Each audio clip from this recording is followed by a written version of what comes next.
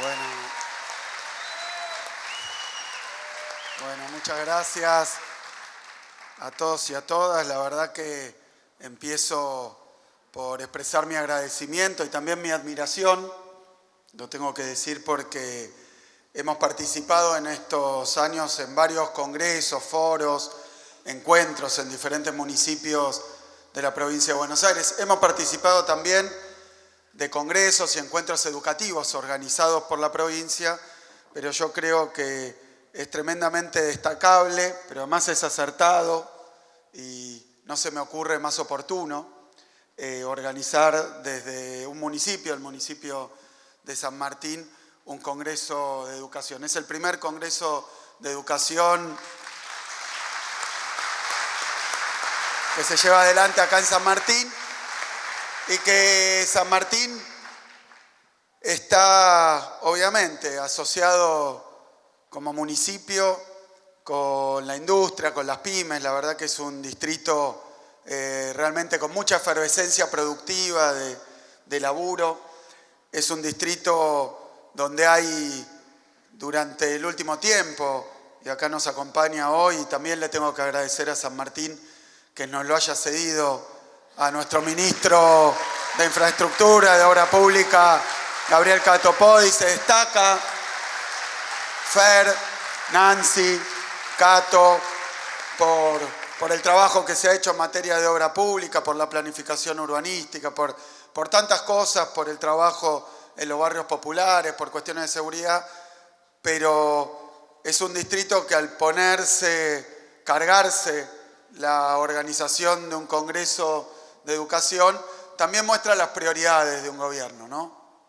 También muestra las inquietudes, las prioridades de un gobierno y de lo que representa de su comunidad. Por supuesto que también agradecerle a Carlos. La Universidad de San Martín es una universidad que efectivamente trascendió y desbordó la frontera de San Martín. Soy un orgullo de la provincia de Buenos Aires, de la Argentina. Es una muestra de todo lo que puede hacer la Universidad Pública Argentina, pero vuelvo a esta cuestión, la importancia, decía yo recién, lo acertado, lo oportuno de llevar adelante un congreso de educación en esta coyuntura y en este contexto, y quiero seguir elogiando algunas cuestiones que tienen que ver con el congreso, pero no de salamero, sino simplemente para destacar algunos elementos que me parecen interesantes, importantes y que tienen que ver con darle apertura a este congreso y en esta mesa, ¿no? Escuchaba cada una de las intervenciones con mucha atención y enfoques distintos, pero que marcan todos una unidad de concepción y que se expresa en un congreso que tiene un acierto en los ejes que se han marcado. Siempre a mí en algún momento, también desde otras trincheras, la educativa, me tocó organizar jornadas, congresos, y hay que definir también cuáles son, no solo la idea del congreso en general, sino también cómo organizarlo y cómo convocar. Hablaban de la convocatoria tiene que ver con un interés, ahora voy a volver a eso, pero tiene también que ver con la decisión de estos ejes en los que se organiza, de cuáles son las cuestiones temáticas, y la convocatoria también, no solo a la concurrencia, sino que creo que tan importante como eso, a la presentación de trabajos, de ponencias, de exposiciones, que le dan sentido y que le dan cuerpo y carne al Congreso. Yo creo que en esta coyuntura, tal vez llamar para hablar de educación puede generar un interés y puede generar una convocatoria. Pero para que sean varias jornadas, para que tenga tanta inscripción, tiene que ver también con lo que se está tratando acá. Decían mañana 500 dijiste, 500 expositores. Bueno, hay 6.500 inscriptos, pero solamente en la jornada de mañana 500 expositores que vienen a hablar, que vienen a exponer, que vienen a mostrar, que vienen a reflexionar. Perdón. Claro, y experiencia. Bueno, entonces esto es lo que han armado, no una convocatoria, un flyer, una bandera y un acto, sino un congreso de educación con expositores, con concurrentes, con reflexión, con discusión, con pensamiento, con diagnóstico. Así que eso es lo que quiero marcar. Convocar a una jornada educativa un rato puede andar bien, pero convocar un congreso es resultado del interés, del compromiso y del laburo que se ha puesto para hacerlo. Observaba las mesas, ¿no? Observaba los títulos, las ponencias. Bueno, la verdad que uno podría decir interesantísimo. Yo creo que es esencial discutir cada una de estas temáticas, cada uno de estos ejes. Y luego sigo con los elogios, pero no es simplemente para, decía recién, hacer un cumplido, sino que creo que el nombre, Identidad, Desafíos y Futuro, también es una elección. No se llama simplemente Congreso de Educación, sino que tiene ahí un título más desarrollado, Identidad, Desafíos y Futuro de la Educación.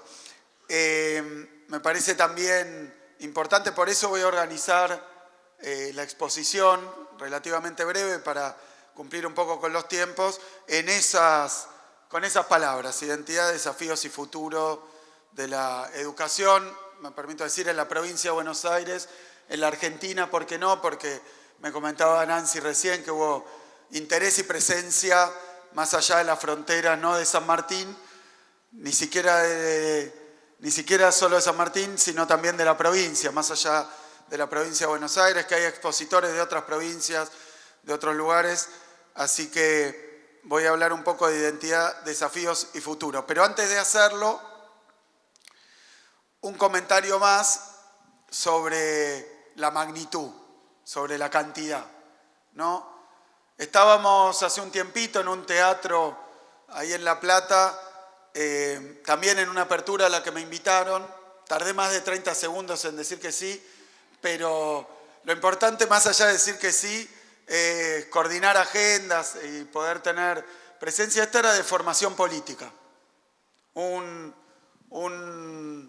lanzamiento de un curso de formación política, y también hubo decenas de miles de inscriptos. Esto era también presencial y a distancia a través de otros dispositivos.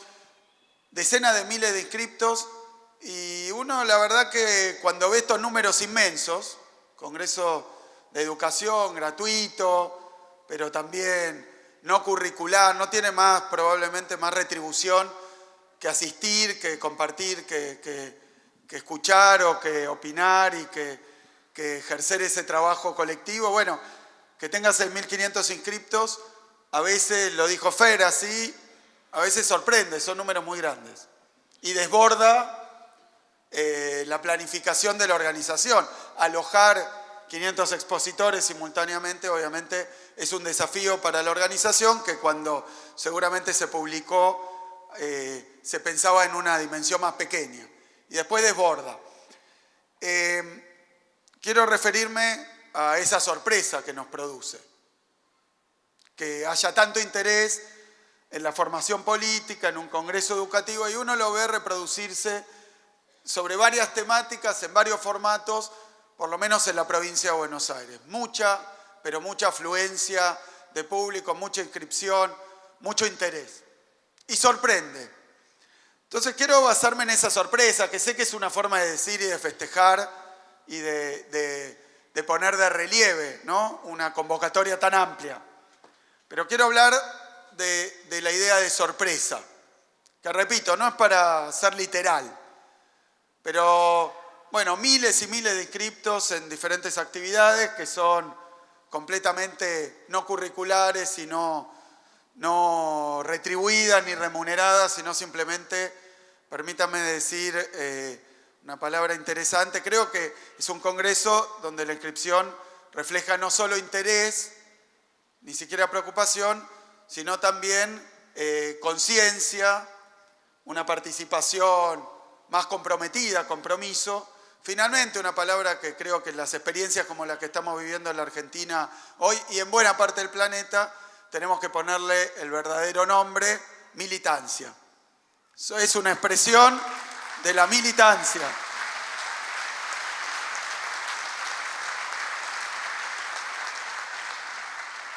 En el sentido más genuino, más puro también y despojado de cualquier tipo de estas acusaciones que vuelan, pero también la sorpresa. Yo, por supuesto que voy a hacer una consideración general, porque también ocurrió en este encuentro o en este curso de formación política, ahora un congreso sobre educación y bueno, una inscripción que desborda las expectativas y que sorprende. ¿Cuál es el punto sobre el que quiero llamar la atención? Que bueno, que a veces de pronto vivimos etapas, momentos, donde se generan determinados climas de época, ¿no? Y voy a contar una especie de infidencia, que no es tal, porque creo que en algún lado lo dije. Tuvimos una reunión, de las pocas veces que tuve un encuentro cara a cara con el presidente Milei, que fuimos convocados los gobernadores de todas las provincias a un encuentro con el presidente de la Nación, ahí en la Casa Rosada. Yo no tuve un buen encuentro, tengo que confesarles. No fue bueno para mí, tampoco creo que haya sido bueno para el presidente. Lo cierto es que por un motivo u otro nunca más me invitaron. Así que yo siempre digo, repito, mi disposición institucional y personal a que cuando uno lo invitan, bueno, uno tiene también una representación y un lugar dentro del esquema formal de la Argentina, así que por supuesto que iría de vuelta. Pero quiero contar que había una mesa con gobernadores, empezó a hablar el presidente y después pasaba el micrófono entre algunos gobernadores y soplaba un clima de ajuste. Soplaba un viento de ajuste, ¿no? Entonces pasaba el micrófono y decían: yo voy a recortar tantos ministerios por esto del afuera que hizo Milei en la campaña. Voy a echar a tantos trabajadores del Estado. Había como eso, y estaba legitimado y convalidado, ¿no? Como que había, no quiero decir un concurso, una competencia, una subasta, no quiero decir nada de eso, simplemente comento y pasaron muchas otras cosas. Quiero pararme en este punto y tampoco exagerarlo como para que digan Contó, Kicillof, o que después me pregunten quién o cuál. Quiero hablar de que en una reunión entre autoridades con mucha responsabilidad de diferentes jerarquías a nivel de gobierno, bueno, era como una puesta en escena de quién hacía el ajuste más profundo. Por eso digo que de repente se instalan determinados climas de época, que obviamente terminan convalidando y legitimando también determinadas decisiones, determinadas actitudes, y que teóricamente, y a esto voy porque ya empiezo a hablar con respecto a la cantidad de inscriptos de la cuestión de la identidad, pero que teóricamente esto está permitido, hasta creo que algunos consideran que exigido por la sociedad, por el pueblo, por la opinión pública. Lo simplifico más.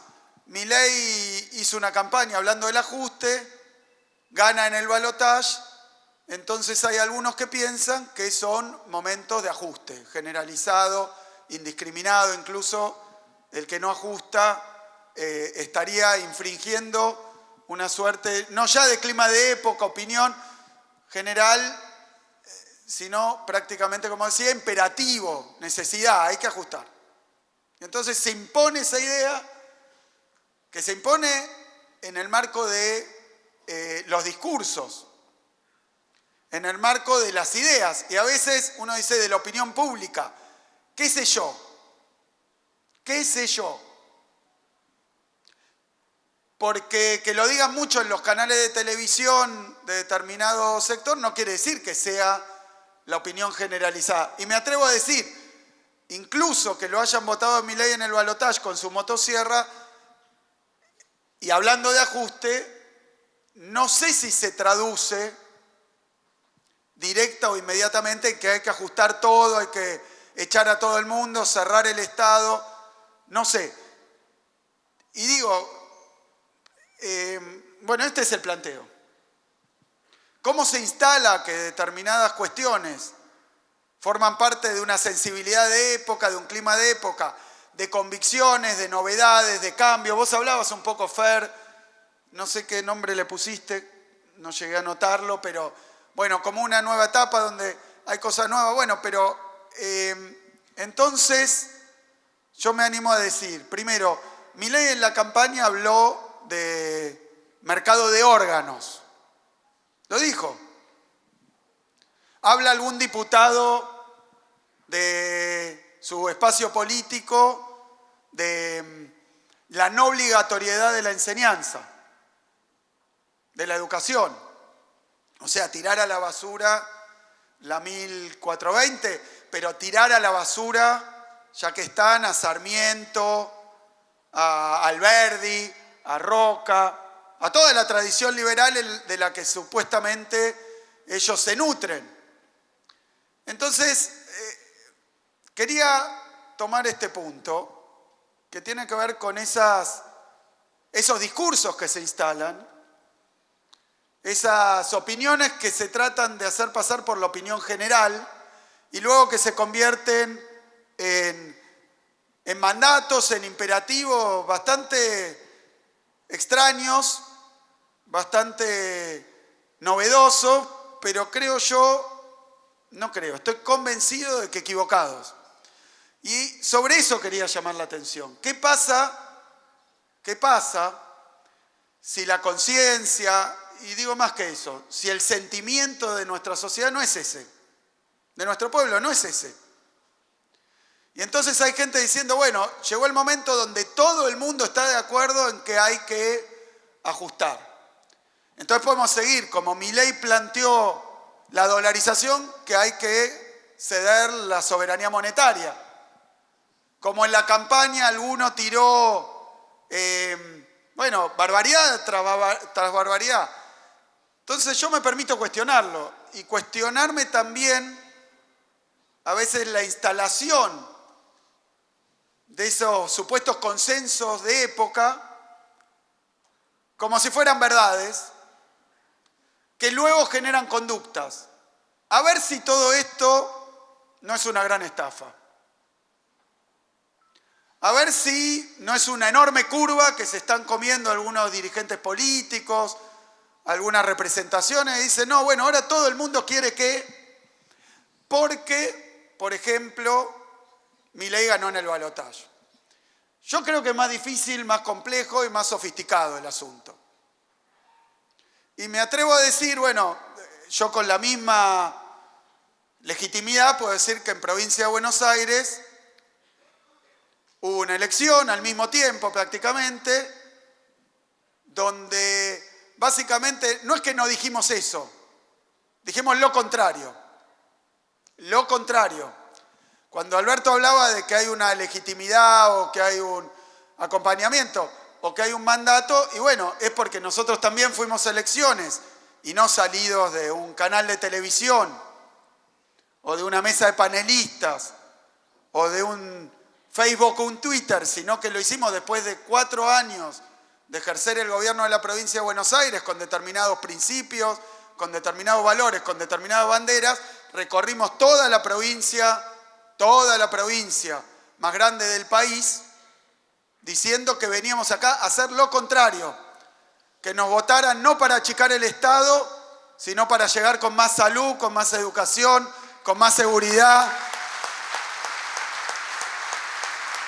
con más trabajo, con más producción. Entonces, ojo al piojo con lo de los climas de época, con lo de los consensos colectivos, con lo de la opinión pública. Ojo al piojo. Y le agrego más. Yo estoy convencido de que el voto a Milei no tuvo el contenido de avalar, de convalidar toda la sarta de barbaridades, de sonceras que se dijeron en esa campaña electoral. Incluso que dijo el propio Milei. Estoy convencido. Y no lo quiero decir de manera denigrante, lo digo simplemente de manera defensiva. A mí no me parece que nuestro pueblo, que nuestra sociedad haya modificado su estructura de sentimientos, sus convicciones, su forma de vínculo, su forma de vida, de convivencia, y menos todavía sus sueños y sus anhelos porque en un balotaje haya ganado Milei o porque se haya dado una campaña electoral. Esto, algunas aclaraciones, porque después me andan mirando con el microscopio para después sacar de contexto, algunas aclaraciones. Esto no le resta legitimidad de origen al gobierno de Milei, pero doy algunos ejemplos. Dijo que iba a ajustar Milei, pero dijo que iba a hacer un ajuste distinto a todos los que conocimos hasta ahora.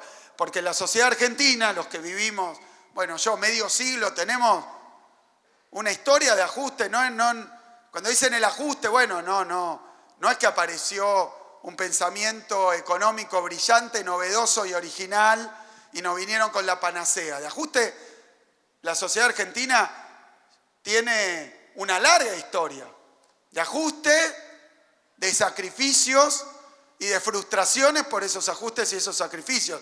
Así que empiezo por ahí. Cuando le piden un sacrificio más al pueblo argentino, advierto, es un sacrificio inútil. Es para que se enriquezcan unos pocos a costa de otros vivos que se llenan los bolsillos. Es inútil, porque es la misma retórica de los ajustes. Pero Milei dijo este ajuste nuevo. Llamo la atención sobre esto porque dijo, bueno, por primera vez va a haber un ajuste dirigido quirúrgicamente, científicamente, específicamente a un solo sector al que definió como casta, clase política.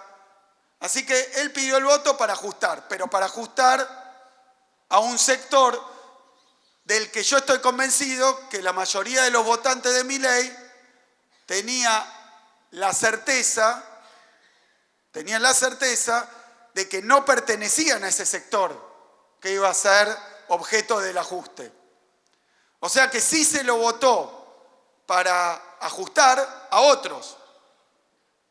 Y más específicamente un sector que, imprecisa y vagamente, me parece a mí, se definió como la casta. Pero, ¿por qué digo esto? Porque después eso se interpretó como que el voto a Milei, que era un voto con una motosierra, le daba a él la legitimidad para bajar las jubilaciones. Le daba la legitimidad para ir por el cierre del sistema científico-tecnológico. Le daba la legitimidad para ajustarle 50% el salario docente, porque él como andaba con una motosierra, entonces todos entendieron que era contra la cabeza de los maestros, de los docentes, de los jubilados, y lo votaron para eso. Mentira, estafa electoral. No, señor, el ajuste de Milei no era un ajuste para los jubilados, para los laburantes, para las familias humildes, ni para la clase media, ni para las pymes, ni para las universidades. Miente y estafa cuando ajusta a los sectores que además, porque esto iba con la cantidad de inscriptos, además parece que entonces el clima de época, la opinión pública, el nuevo consenso de los argentinos, hasta le agrego, con las nuevas tecnologías, con el TikTok, ahora resulta que la sociedad argentina no valora, no aprecia, no admira ni a sus científicos, que solían todos ñoquis, inútiles, que no hay plata, que qué sé yo, ni a los maestros y maestras, ni a los artistas, ni a los empresarios de nuestras pymes productivas, ni a los laburantes. No admira todo eso. Ahora admira, qué sé yo, a un economista austríaco muerto hace 200 años. Y la verdad que Y la verdad que yo lo digo así de esta manera porque me parece que corremos un riesgo. Un riesgo que tiene que ver con creernos, tal vez por el bombardeo permanente, tal vez por el trabajo que hay a través de diferentes medios de comunicación y formas de llegada, creernos que esto que se expresa desde el gobierno coincide con la sensibilidad, con los afectos, decía recién, empecé hablando así, después agregué, con los sueños y los anhelos de nuestro pueblo. Yo no conozco a ningún argentino fuera de Milei, que diga, yo lo que quiero es en 35 años ser igual que Irlanda. No conozco a ninguno. Como no conozco a ninguno que diga el paraíso perdido que tenemos es el modelo agroexportador y quiero volver a Argentina del año 1882. No conozco a ninguno. Y me parece que es trivial y cuando uno lo dice casi parece una verdad evidente, pero sin embargo corremos el riesgo de que a fuerza de machacar, a fuerza de que determinados sectores de los medios de comunicación e incluso de la dirigencia deje pasar estas cosas, casi parezca que las acompañe, las legitime y hasta las repita, entonces creamos que eso es lo que representa a nuestra sociedad, a nuestro pueblo, a nuestros barrios, a nuestros municipios, a nuestra provincia. Y no es así. Acá voy a ser, pero terminante. Es mentira. Es mentira. No es cierto que de un día para el otro, porque apareció Milei o porque apareció este discurso o porque tienen trolls o porque te aparece en TikTok, nuestra sociedad mayoritariamente crea que no hace falta educación pública, gratuita, obligatoria. No es cierto que crea que la universidad tiene que arancelarse, no es cierto que crea que hay que ir al sistema de voucher, no es cierto que crea mayoritaria, universal o unánimemente que hay que dolarizar y perder la moneda, no es cierto. Tiene dificultades, sí, tiene problemas, sí, tiene angustia, tiene malestar, tiene enojos, tiene bronca, pero no cree esto. No compró ese paquete y menos todavía no cambió algo que es resultado, como decías, una marca registrada de la Argentina. La universidad pública, la industria nacional, la soberanía, las Malvinas. Bueno, son cosas que yo las menciono en un discurso, las menciono en cualquier extremo, parte de la provincia de Buenos Aires y ante cualquier auditorio, y yo estoy convencido, estoy cierto, estoy seguro de que son los valores que sigue teniendo nuestro pueblo.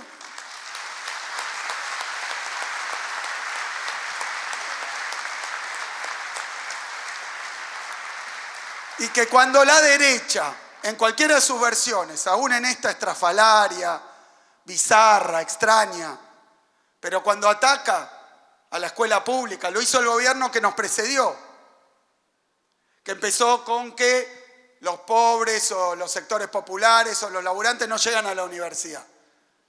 En aquel momento, lo dijo en el Rotary Club, creo, ¿cómo se llamaba? Bueno, lo dije.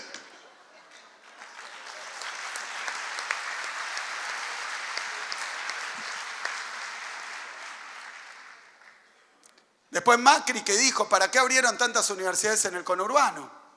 Veníamos de eso. Hoy hay una versión disparatada, donde te dicen todo lo vamos a arreglar con voucher, todo lo vamos a arreglar.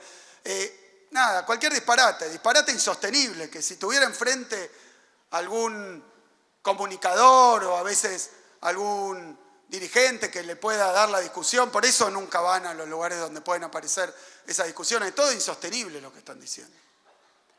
Ahora lo de la dolarización le bajó el pulgar Estados Unidos, el FMI, el mercado, pero ni siquiera hay un saldo de estos cambios. Pero repito esto porque tiene que ver con nuestra identidad, que por eso veo acertada la palabra identidad. La educación pública en la Argentina forma parte de la identidad de la Argentina, pero además creó, produjo y formó esa identidad. Es una relación mutua. No es que los argentinos valoramos a la educación pública, gratuita, obligatoria. Es más, nos hace a nosotros valorar a Sarmiento, con todas las diferencias que podemos tener en su acción política, en sus convicciones, en sus ideas con Sarmiento, pero esto lo valoramos incluso lo que estamos, digamos, salvando las distancias y pasando por encima del tiempo, pero estamos en otra vereda en el terreno del proyecto de país. Bueno, esto se lo valoramos a los liberales clásicos de la Argentina. Pero no es que nosotros valoremos la educación como argentinos porque eso, nuestra identidad es valorar la educación. Es las dos cosas a la vez. Es la educación la que formó nuestra identidad. Es una simbiosis, es lo mismo. Es lo mismo. Por eso yo no tengo ninguna duda que pueden venir con discursos de odio, con discursos denigrantes, con la escuela de Chicago, la escuela austríaca, el anarcocapitalismo, pero a nuestro pueblo no le van a sacar de la cabeza. Y no le van a sacar, sobre todo, del corazón lo que siente por su escuela.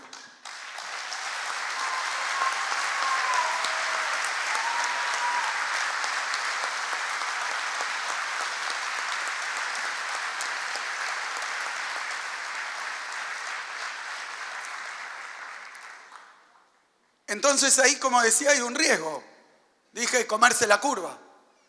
Pensar que porque hoy está este gobierno nacional que tenemos, entonces lo que hasta hace poco era una certeza, creíamos, era una convicción, era seguro, era territorio firme, se desvaneció. Y entonces hay, como a mí me gusta decir, una suerte de estas ideas extrañas al ser nacional, extrañas a nuestra cultura, a nuestra tradición, ahora se enseñorean y han cambiado todo y entonces nadie piensa lo que pensaba antes, todo. No es así. Y el riesgo de creer que estos discursos penetraron, modificaron y ahora todos desconfían de absolutamente todo y descreen de todo lo que hasta hace poquito creían, bueno, te puede llevar al error, a un error en la acción. Yo les cuento un episodio de esa reunión con Milei. Yo dije que no iba a cerrar ningún ministerio y no me voy a poner a echar gente, porque era decir que lo que hicimos antes estaba todo, era una locura, que no quiere decir que no podamos mejorar tal cosa o mejorar tal otra, pero si sobraban 10 ministerios, 5 ministerios, 7 ministerios, ¿para qué los teníamos? Bueno, a nosotros no nos sobra ni el Ministerio de las Mujeres, ni el Ministerio de Ambiente, menos todavía el de salud, el de educación, menos el de desarrollo social, no nos sobra. Ni nos sobran maestros, ni nos sobran enfermeras, ni nos sobran policías.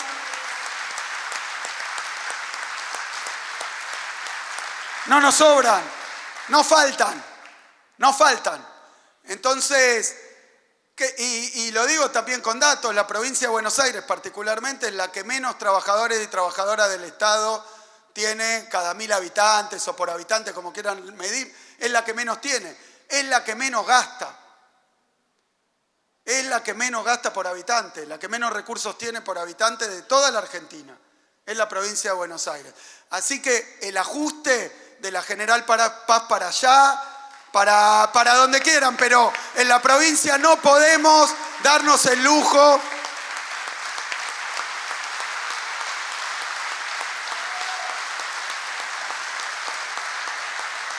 y obviamente que es difícil y complicado, obviamente, pero tiene que ver con esto, primer eje, la identidad. Nosotros venimos trabajando muy fuerte sobre la identidad de la provincia de Buenos Aires. Les digo, una suerte de experimento, también sorpresa para mí, que es que cuando recorría la provincia, ahí en campaña, uno habla de ciertas cosas que sabe que pueden arrancar un aplauso, un acompañamiento, uno sabe qué cosas tocan una fibra. Bueno, a mí me pasó y me sorprendió, Porque la provincia de Buenos Aires tiene bastantes particularidades con respecto a otras provincias, a otros territorios, otros espacios, tiene su dimensión, tiene su diversidad, tiene su extensión, como decía, tiene su heterogeneidad, tiene su vastedad. Bueno, es una provincia bastante particular, es medio país prácticamente. Y en la provincia de Buenos Aires pasa algo que no pasa en otras provincias, que es que cuando alguien transpone la frontera, sale del territorio provincial, capaz que está en Entre Ríos, dice yo soy de Gualeguaychú y tiene incluso alguna pica con alguna otra ciudad, alguna otra localidad, bueno, esas cosas folclóricas, pero sale de ahí y dice soy entrerriano. Sale de Córdoba y es cordobés, aunque sos de capital o sos de... Bueno, ¿se entiende? Pero hay una identidad de otras provincias. En la provincia de Buenos Aires, algo que nosotros veíamos como una problemática, una falencia, un desafío, digamos, y un proyecto también, que es que la identidad estaba más desdibujada. Raro que alguien te diga soy bonaerense, o que te dijera. Y tiene muchísimas explicaciones y bueno, es otra charla para dar, otra exposición. Pero lo que quiero decir es que tomamos la cuestión de la identidad y de la integración de la provincia, que está asociado con la identidad, porque si la provincia es fragmentaria, diversa, no está conectada, no se comprende cuál es su unicidad también, bueno, difícil hablar de la identidad porque tendrá varias identidades. Y lo de la identidad también, para no extenderme, no es una identidad, es una identidad construida de una diversidad de identidades, pero que tiene elementos comunes. O sea que me gusta lo de identidad porque nosotros venimos insistiendo sobre la cuestión de la identidad. Y lo decíamos para la provincia de Buenos Aires por su historia, por sus peculiaridades, por varias cosas, es un eje que venimos trabajando. Y a mí me sorprendió que en varias de estas intervenciones, en plazas, en cualquier lado, empezaba a hablar de tal cosa, de tal otra, surgió un aplauso, y de repente planteé la cuestión de la identidad y en la provincia de Buenos Aires, en todos lados surgió un aplauso. Es decir, que eso expresaba una vacancia, ¿no? Una necesidad, algo que faltaba. Entonces, venimos trabajando el tema de la identidad de la provincia de Buenos Aires. Hago este comentario para hablar ahora del país. ¿Qué problema estamos teniendo? Que estos ataques con ideas, decía yo, extrañas, estrafalarias, aparentemente novedosas, pero que al final escondían lo de siempre, el ajuste de siempre, la flexibilización laboral de siempre, la desindustrialización de siempre. Al final era lo de siempre, hasta lo mismo de siempre. Porque no está Lemoine en seguridad, está Patricia Bullrich. No está Marra en economía, está el Toto Caputo. En reforma del Estado no está Berti, está Sturzenegger. Así que otra estafa electoral que hay que dejar en claro. Milei dijo, no se va a hacer algo distinto con lo mismo de siempre. Confesión de parte, relevo de prueba, son los mismos factores de poder que gobernaron con Macri. Coma más, coma menos, pero son los mismos sectores extranjeros, nacionales, que vuelven a gobernar el país con Milei como fronting. Y esto se nota cada vez más, pero ¿qué quiero decir de esto de la identidad? Que ahora también hay un problema con la cuestión nacional, porque es prácticamente un proyecto de disolución nacional. Esto lo dijimos en el discurso ahí cuando asumíamos este nuevo mandato, que hay un proyecto de disolución nacional, que no es la primera vez que aparece. No en vano estamos discutiendo de nuevo, estamos en polémicas de nuevo que parecían ya superadas o trilladas, como el tema unitario federales. De nuevo se está discutiendo. Y esto es porque nos traen vino viejo en vasija nueva, o casi diría en tetrabric, ¿no? Porque esto no llega a vasija. Pero lo que me parece es que estas discusiones que surgen de nuevo ponen en cuestión la identidad nacional. No tengo ninguna duda.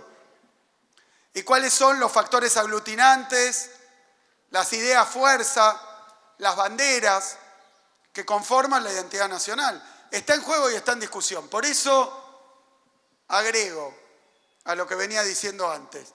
No se crea nadie, y lo demuestra la inscripción a este congreso, lo demuestra el interés que encontramos en todos lados, que ya está, ya fue, se bajó la bandera, se bajaron los brazos, hay resignación, hay desinterés.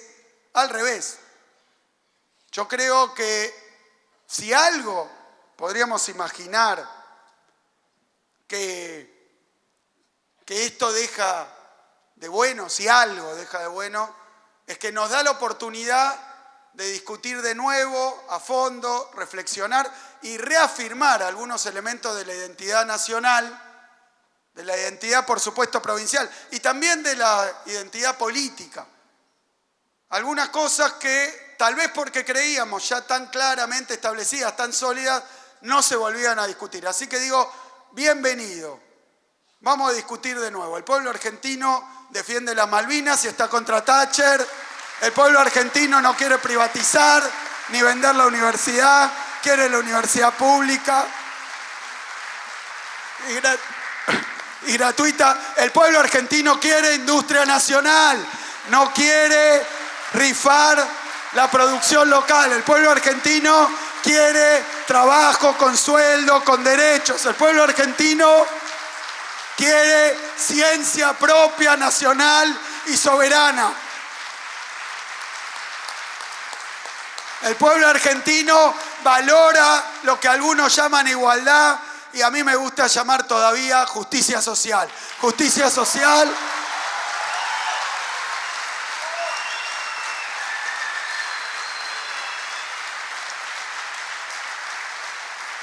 Por eso me parece a mí que rediscutir de nuevo si queremos volver al agroexportador, si queremos ser Irlanda, rediscutir de nuevo si tenemos y para qué sirve la moneda, rediscutir, está bien, bienvenido, quiero decir, evidentemente hace falta, evidentemente hay que profundizar, evidentemente hay que comunicar mejor, probablemente por las nuevas tecnologías, los nuevos modos de comunicación, de interacción social, haya que comunicar también distinto. Pero bueno, son desafíos de esta época que si nos permiten reafirmar la identidad, rediscutir, reflexionar y reafirmar la identidad, y bueno, eso es algo positivo. ¿Por qué es positivo? Para la última de las palabritas, para el futuro.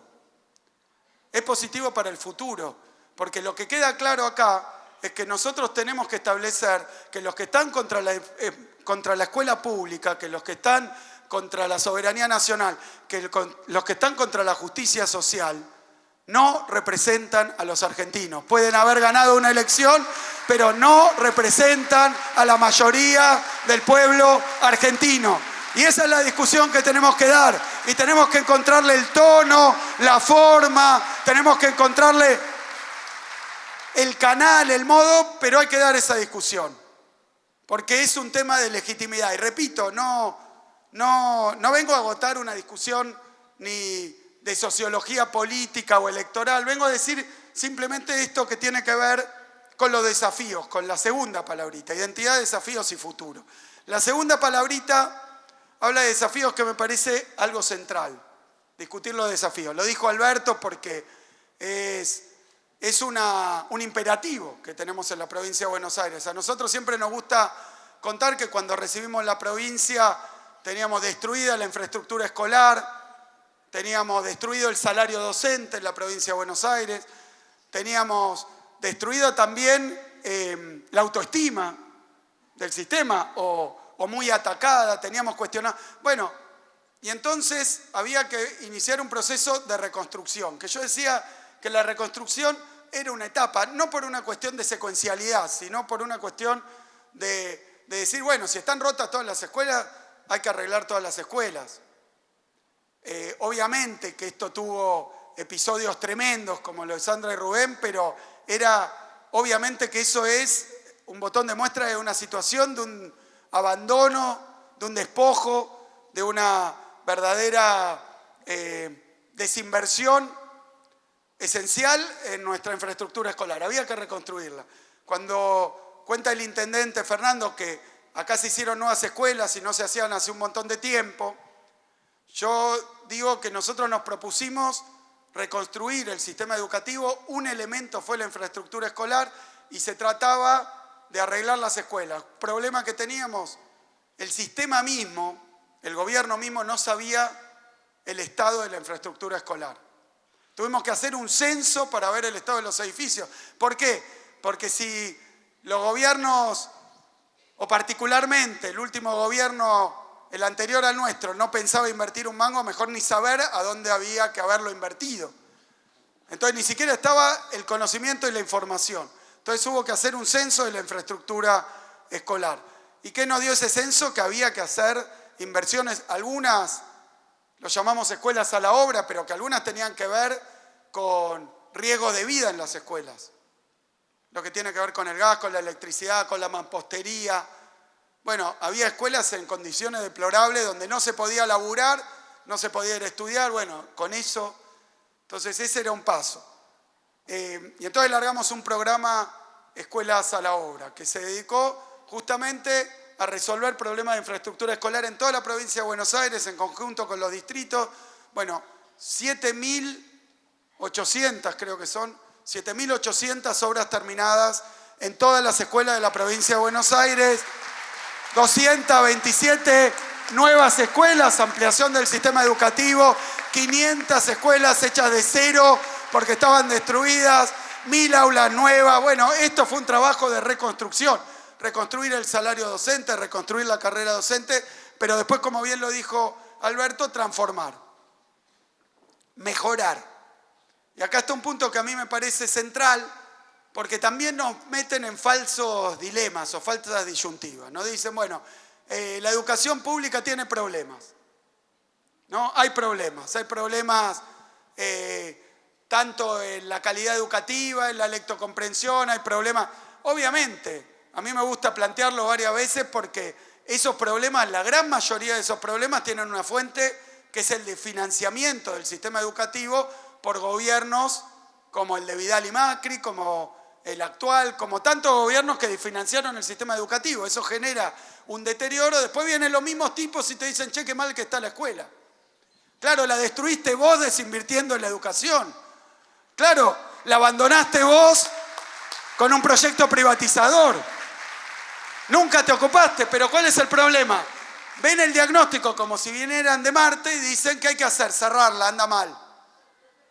Privatizarla, venderla, arancelarla. Resultado de esa política de falta de financiamiento. Entonces yo entiendo que en el dilema que te ponen es que ante un ataque tan despiadado y tan falaz, tan mentiroso, tan falso, y bueno, quedamos nosotros del lado de la defensa de la educación pública, por supuesto y obviamente. Pero hay una dificultad ahí que me parece que este Congreso es un aporte enorme, inmenso. Una dificultad ahí porque pareciera que al defender la escuela pública, la universidad pública, uno está diciendo está perfecto como está. Y entonces te meten en un dilema, entonces te meten en una trampa. Porque ellos atacan para cerrarlo y destruirlo. Desfinancian, no se hacen cargo y luego vienen y dicen, miren todos los problemas que hay. Conclusión, no anda, no funciona, erradíquese. Y nosotros quedamos defendiendo, porque ante tamaño ataque y tamaña mentira estamos defendiendo. Pero creo que acá hay un problema y un tema que parece sutil, pero que es central, que es cómo defender el sistema público. Defender el sistema público no implica decir está perfecto. Porque ahí caemos en la trampa porque te dicen, vos defendés la escuela pública y ves ahí una escuela en La Plata que no le anda la calefacción, se están cagando de frío los pibes. ¿Cómo lo vas a defender? O en las pruebas no se queda mal tal cosa, entonces ¿cómo lo vas a defender? Y parece una guerra de trinchera a trinchera, absolutamente insensata, simplificada, y por tanto falsa entre los que dicen hay que tirar toda la basura y los que dicen hay que dejar todo como está. Y ahí quiero salirme de ese corsé porque es falso. Lo decía Alberto recién. Nosotros defendemos la escuela pública, nosotros defendemos la universidad pública, nosotros defendemos la educación pública. ¿Y qué es defenderla? Mejorarla, transformarla, reflexionar, pensar, revolucionarla. Eso es defenderla. Porque si no quedamos del lado de los conservadores y los más reaccionarios y conservadores nos ponen a nosotros del lado de los insensatos, los que estúpidamente decimos está todo bien cuando sabemos que no está todo bien. Pero ahí viene cómo transformarla. Y bueno, no se puede transformar lo que no se conoce. Entonces te viene un tipo, ¿cómo lo transformamos? Voucher. Ni sabés de qué estás hablando. La ignorancia, la estupidez. Por eso, pero si hay que transformarla, hay que conocerla y no es poco ni es menor. Requiere un trabajo de reflexión, de compartir experiencias, como decía, de compartir conocimientos, de compartir conceptos, de diagnosticar, de comprender, de estudiar, de reflexionar, de compartir. Entonces, ¿cómo transformarla?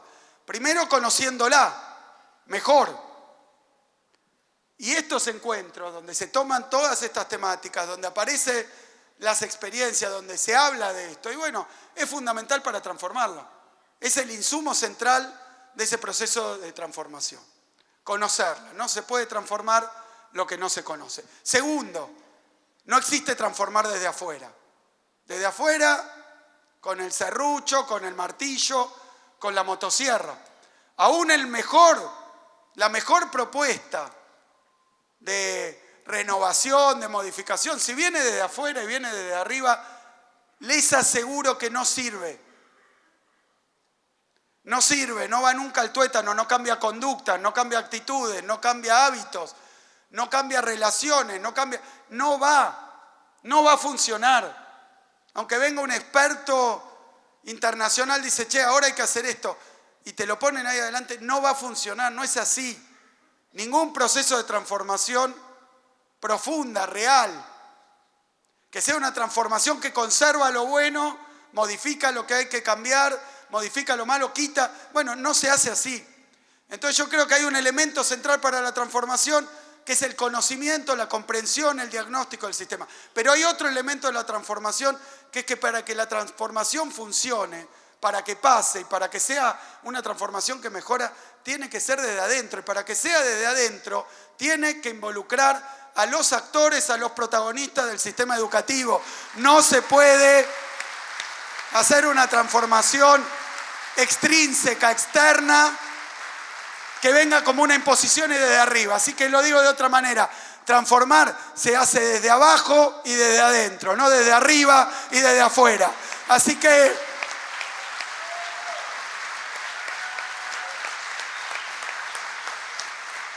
los agentes de esa transformación tienen que ser los propios protagonistas del sistema educativo. Por eso cuando dicen, vamos a transformar, y eso lo hacemos castigando a los docentes, denigrándolos, despreciándolos, y no va a pasar nada. Lo único que vas a lograr ahí es destruir. Además de que lo que traen es malo, no va a pasar. No va a pasar. Entonces yo creo que hay un proceso en curso en la educación pública, en la escuela de la provincia de Buenos Aires, que tiene que ver con una transformación que es mucho más compleja, mucho más ardua, mucho más laboriosa, porque es una transformación que implica planificar no en 3 días, no es una solución mágica, sino que es a largo, a mediano plazo, que es permanente, que es cotidiana, que es diaria, que tiene que entrar hasta el último pliego de las prácticas vigentes para que transforme en serio.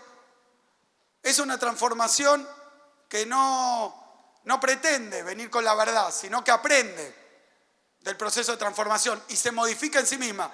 Eso quiere decir que es una transformación participativa, que es una transformación democrática y que es una transformación que involucra a todo el sistema educativo. No es una ley, no es un decreto, no viene de afuera, no viene de arriba, no viene de expertos que no conocen lo que realmente pasa todos los días en nuestras aulas. Tiene que venir de adentro. Y ese cambio es un cambio que tiene que ver con conductas, que tiene que ver con currículum, que tiene que ver con regímenes, que tiene que ver con los indicadores cualitativos, edilicios, con la forma de aprendizaje, con todo eso. Pero sobre todo tiene que ver con transformar a la escuela porque la queremos, porque está hecho desde que la quiere, de los que quieren,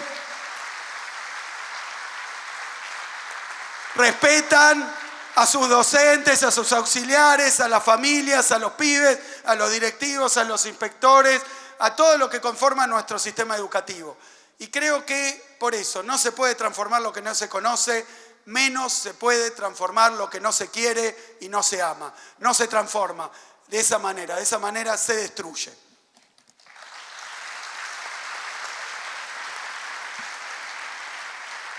Entonces, y con esto termino, los desafíos son los que tenemos por delante. Nosotros creo que sería necio, si bien yo estoy convencido, seguro, de que no es que ahora se modificó culturalmente y de fondo y la gente no quiere la escuela, nos ha pasado en toda la provincia de Buenos Aires. La atacaban, la propia Vidal después reconoció que su principal error de gobierno, creo que es el único que reconoció, pero bueno, es un principio. Su principal error fue atacar al sistema educativo, a los docentes, que los quería reemplazar por voluntariado, bueno, cualquier insensatez, pero reconoció que esto no se podía hacer. Ahora tenemos un ataque redoblado. Va a salir mal, les va a salir mal. No es lo que ocurre, no es lo que pasa, no es la realidad, y lo hemos visto en toda la provincia de Buenos Aires. Hay quejas, hay reproches, hay críticas, hay enojos, hay carencias, hay deudas, por supuesto. Pero no hay desprecio por la escuela. No hay falta de respeto por la escuela, no lo hay. No es un sentimiento que exista de manera generalizada, de manera masiva, de manera mayoritaria, seguro. Creo que si lo hay, es menor, es pequeño, es minúsculo.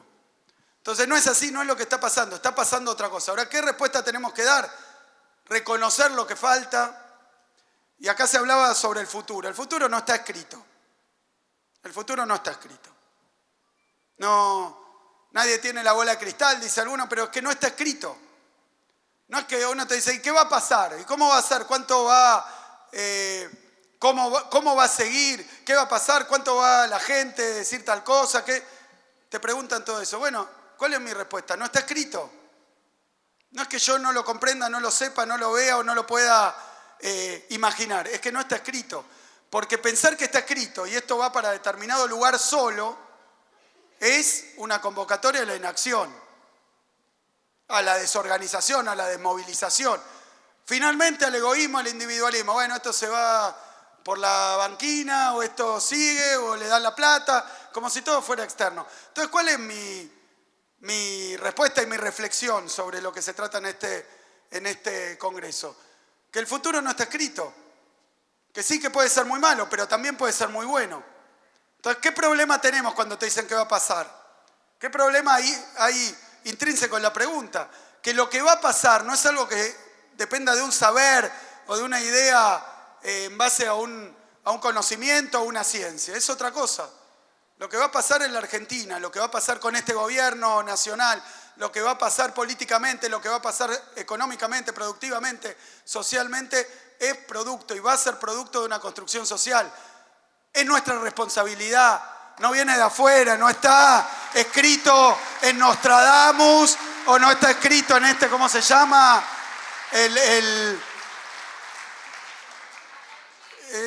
Bueno, no está escrito. Ludovica Esquirru, no está escrito. No está escrito, lo tenemos que construir, es mucho más difícil. La dificultad no es saber qué es lo que va a pasar porque uno conoce, comprende o ve lejos. No es eso la dificultad. La dificultad es cómo contribuimos cada uno de nosotros a la construcción de ese porvenir. ¿Cómo construimos ese porvenir? Para eso hay que saber para dónde queremos ir y ponerse hoy, ya mismo, a resistir los que quieren destruir ese rumbo y a construir ese futuro. Ese es el punto, construir ese futuro, saber para dónde queremos ir, estar convencidos, pelear por eso, organizar y construirlo. Así que, de nuevo, nada más que palabras de agradecimiento, que lo arme un municipio, que ponga este esfuerzo, este trabajo, esta elaboración en un municipio para mí es tremendamente importante. Compartimos con San Martín, que viene haciéndolo hace más tiempo que nosotros, esa prioridad por la educación, por la escuela pública, ese cariño, ese amor. Participé de una jornada antes del comienzo de clase donde estaba toda la comunidad mejorando las escuelas. Creo que por ahí, bueno, este congreso va a traer aportes centrales para nosotros, precisamente para ver bien dónde estamos parados y sobre todo saber hacia dónde queremos caminar. Cuente conmigo. Muchas gracias.